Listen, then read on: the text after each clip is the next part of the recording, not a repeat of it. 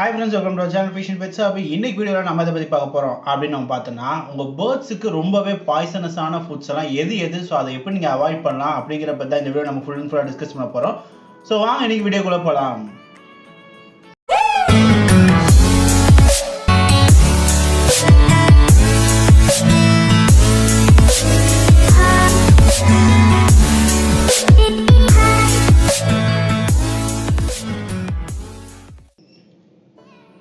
So இந்த video பார்க்குற நீங்கள் யாரும் உங்களோட பிஸ்னஸ் வந்து நம்ம சேனல் மூலம் ப்ரோமோட் பண்ணணும் அப்படின்னு நினைச்சீங்கன்னா கீழே டிஸ்பிளே ஆகிற நம்மளோட fishandpetshobby@gmail.com. ஸோ இந்த மெயிலில் நீங்கள் கான்டாக்ட் பண்ணலாம்.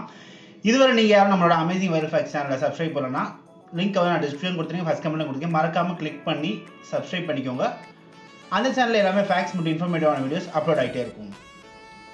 ஸோ இந்த வீடியோ எடுத்ததுக்கான காரணம் என்னன்னு பார்த்தோம்னா, ஆல்ரெடி நம்ம வந்து ஒரு 5 best foods to immune system வந்து இன்க்ரீஸ் பண்ணுறதுக்காண்டி வந்து ஒரு 5 ஃபுட்டு வந்து போட்டிருந்தோம். ஸோ அது ஓகே, அது வந்து பாசிட்டிவ் சைடில் இருந்தாலும் சில பேர் வந்து ஜென்ரலாக உங்களோட பேர்ட்ஸுக்கு எந்த மாதிரி ஒரு டயட் நீங்கள் ஃபீட் பண்ணுறீங்க, லைக் வந்து நீங்கள் வளர்க்குற கிளியாக இருக்கட்டும், காக்டெயிலாக இருக்கட்டும், டேம்டு பேர்ட்ஸுக்கெலாம் உங்களோட டயட்டே வந்து நீங்கள் உங்களோட பேர்ட்ஸுக்கு ஃபீட் பண்ணுற மாதிரி இருக்கும். லைக் வந்து நீங்கள் சாப்பாடு சாப்பிட்டுட்டே இருப்பீங்க, உங்கள் பேர்ட்ஸ் வந்து பக்கத்தில் வந்து கேட்குதுன்னா டக்குன்னு எடுத்து அதுக்கும் ஊட்டிடுவீங்க. ஸோ நமக்கு வந்து நம்ம கையிலேருந்து நம்ம பேர்ட்ஸுக்கு ஃபீட் பண்ணுறதுனா நமக்கு அது ஒரு எப்படின்னா அது ஒரு ரொம்ப சந்தோஷமாக இருக்கும். லைக் வந்து நம்ம கையில் வந்து நம்மளோட பேர்ட்ஸ் சாப்பிடுது, நம்ம எது கொடுத்தாலும் என்ஜாய் பண்ணி சாப்பிடுது அப்படின்ற மாதிரி நீங்கள் வந்து ஃபீட் பண்ணுவீங்க. எனக்கு தெரிஞ்சு நான் கேள்விப்பட்டிருக்கேன், பிரியாணி கூட வந்து கிளிக்கெல்லாம் கொடுத்துருக்காங்க அப்படின்னு. அது ஒரு பக்கம் இருக்கட்டும், பட் அது மாதிரி வந்து ஒரு சில ஃபுட்ஸ் எல்லாம் வந்து இப்படி நீங்கள் விளையாட்டாக கொடுக்குற ஃபுட்ஸ் எல்லாமே பாய்சன் ஆகி உங்களோட பேர்ட்ஸ் இறக்குறது கூட நிறையாவே சான்ஸ் இருக்குது. ஸோ அந்த மாதிரி ஒரு 5 ஃபுட்ஸை வந்து நம்ம செலக்ட் பண்ணியிருக்கோம். ஸோ அதை பற்றி தான் இந்த வீடியோ நம்ம ஃபுல் அண்ட் ஃபுல்லாக டிஸ்கஸ் பண்ண போகிறோம். ஸோ இந்த லிஸ்ட்டில் நம்ம ஃபஸ்ட்டாக பார்க்க போகிற ஃபுட்டு எதுன்னு பார்த்தோன்னா சாக்லேட்.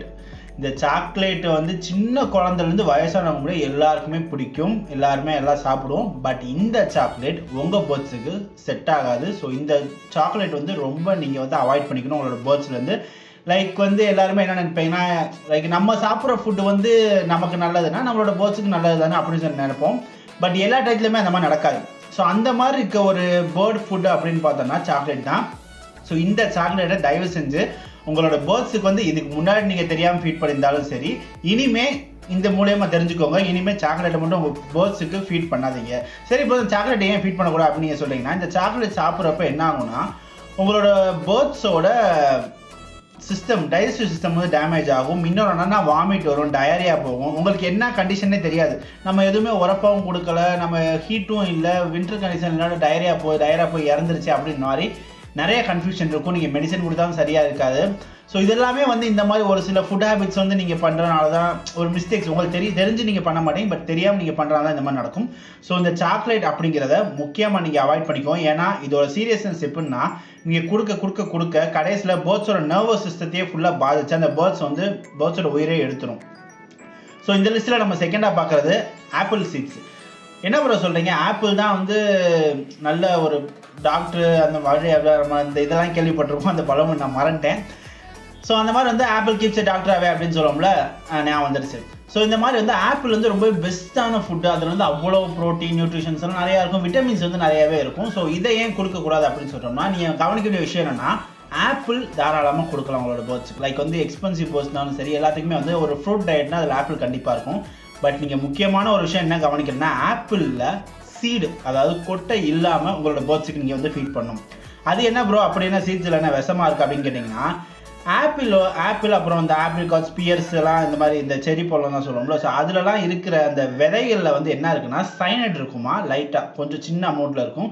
ஸோ இதை வந்து நீங்கள் ஒரு தடவை ஃபீட் பண்ணுறப்போ வந்து அதிகமாக வந்து பாதிக்கப்படையாது. பட் வந்து நீங்கள் அதுக்கு அடுத்து நீங்கள் ஆப்பிள் வந்து சீடு இல்லாமல் ஃபீட் பண்ணிகிட்டே இருக்கிறப்ப என்ன ஆகுனா, விஷம் கொஞ்சம் கொஞ்சமாக ஏறி உங்களோட பேர்ட்ஸை வந்து நீங்கள் இழக்கிறதுக்கு நிறையவே வந்து சான்ஸ் இருக்குது. ஸோ அதனால் முக்கியமாக ஆப்பிள் நீங்கள் தாராளமாக ஃபீட் பண்ணுங்கள், பட் சீட் இல்லாமல் ஃபீட் பண்ணுங்கள். முக்கியமாக நீங்கள் ஃப்ரூட்ஸ் எல்லாம் ஃபீட் பண்ணுறப்ப இன்னொரு முக்கியமான விஷயம் என்னென்னா, ஃப்ரூட்டோட ஸ்கின்னை உரிச்சிட்டு உள்ளே இருக்கிற ஃப்ளெஷ்ஷை மட்டும் ஃபீட் பண்ணுங்கள். ஏன் அப்படின்னா, இப்போ வர ஃப்ரூட்ஸ் எல்லாத்துலேயுமே வந்து பெஸ்டிசைட்ஸ், அதாவது இந்த பூச்சிக்கொல்லி மருந்தெல்லாம் வந்து நிறையவே அடிக்கிறாங்கல்ல. ஸோ அதனால் வந்து அந்த எல்லாமே வந்து அதோட அவுட்டர் லேயரில் தான் இருக்கும், லைக் வந்து அந்த ஃப்ரூட் ஸ்கின்ல தான் இருக்கும். ஸோ நீங்கள் அதெல்லாம் உரிச்சிட்டு உங்களோட பேர்ட்ஸுக்கு நீங்கள் ஃபீட் பண்ணிங்கன்னா ரொம்பவே ஹெல்த்தியாக இருக்கும் உங்களோட பேர்ட்ஸ். முக்கியமாக அந்த சீட் இல்லாமல் ஃபீட் பண்ணிக்கோங்க.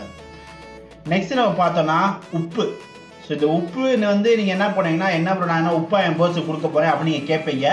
பட் நீங்கள் வந்து டேரெக்டாக கொடுக்க மாட்டீங்க. இன்டெரக்டாக எப்படி கொடுப்பீங்கன்னா, நீங்கள் வைக்கிற இந்த சோறு, சாதம், பால் சோறு, தயிர் சோறு, இல்லை பிரியாணியே ஆகட்டும், இந்த மாதிரி ஏதாவது ஒரு சோறை வந்து நீங்களோட பெட்பர்ட்ஸை ஃபீட் பண்ணுறீங்கன்னா அது நீங்கள் சாப்பிட்ற சோறு. ஸோ நீங்கள் உப்பு இல்லாமல் சாப்பிட மாட்டீங்க. ஸோ உப்பு போட்டு வேக வச்ச சோறு தான் உங்களோட பேர்ட்ஸுக்கு ஃபீட் பண்ணுற மாதிரி இருக்கும். ஸோ இப்படி தான் உப்பு உங்களோட பேர்ட்ஸோட டைஜஸ்டிவ் சிஸ்டம் வந்து எஃபெக்ட் பண்ணும்.